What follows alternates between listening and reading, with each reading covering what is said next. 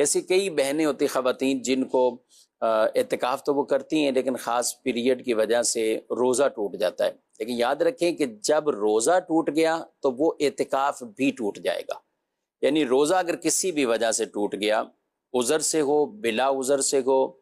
اور یا شرعی عذر سے ہو، جب روزہ ٹوٹا تو اب وہ تو ان کا وہ اعتکاف بھی ٹوٹ جائے گا۔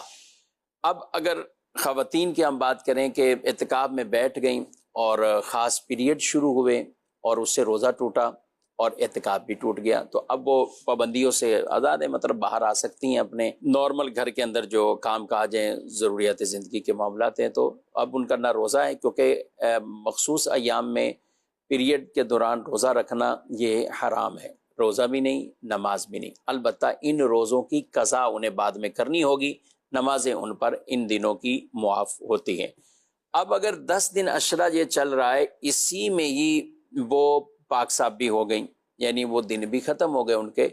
تو ان کو چاہیے کہ وہ اسی میں ہی رمضان کے اندر ہی کسی دن غروب آفتاب سے اعتکاف کی نیت سے اور وہ قضا کی نیت سے بیٹھ جائیں، اگلے دن روزہ بھی ہوگا، روزہ بھی رکھیں گی، تو یوں ان کا وہ اعتکاف بھی پورا ہو جائے گا اور قضا بھی ان کی پوری ہو جائے گی۔ رمضان میں بیٹھنا قدرے آسان ہوتا ہے، روزہ رکھنا بھی، سارے معمولات بھی، کیونکہ سب کی روٹین بنی ہوئی ہے، تو اس طرح مسجد میں بھی اگر کسی کا اعتکاف ٹوٹتا ہے تو وہ اس نیت کے ساتھ مسجد میں بھی اگر رمضان کے دن باقی ہیں تو اب اعتکاف یوں کر کے اپنی وہ قضا پوری کر لیں۔